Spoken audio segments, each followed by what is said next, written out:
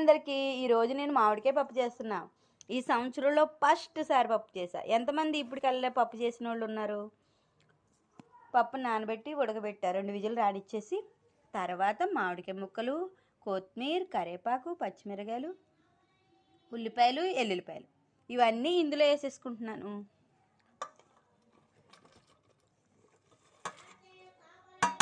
ఇప్పుడు మెత్తగా మళ్ళీ ఒక 4 విజిల్ రానిస్తా. ఇందులో కారం, పసుపు వేసేసి 4 విజిల్ రానిచ్చి తాలింపు వేసుకుంటే అప్పుడు ఒక స్పూన్ పసుపు, కొంచెమే పచ్చిమిరకాయలు ఎక్కువ వేసాను కదా, అందుకని కారం ఏదో వేసానన్న పేరుకి వేసుకుంటున్నాను. వాటర్ వేసుకుంటున్నాను. వాటర్ వేసుకుని మూత పెడతా.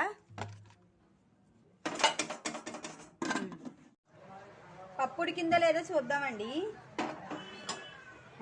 మెత్తగా ఉడికింది. దీన్ని కలుపుకుంటున్నా. పప్పు మెత్తగా మెరుపుకున్నానండి. పక్కన పెట్టుకుని తాలింపు వేసుకుంటా.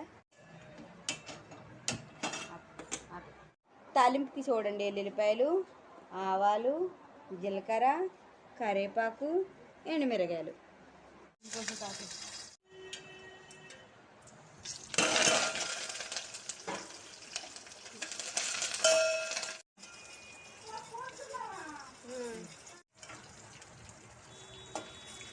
అబ్బా, ఈ స్మెల్కే కడుపు నిండిపోతుంది. మామిడికాయ పప్పు ఎప్పుడు తింటానా అని గబా గబా తాలింపు వేసుకుంటున్నానండి.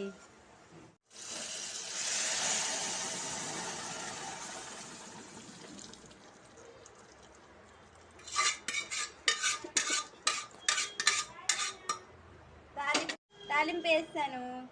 వేడి వేడి మామిడికాయ పప్పు రెడీ.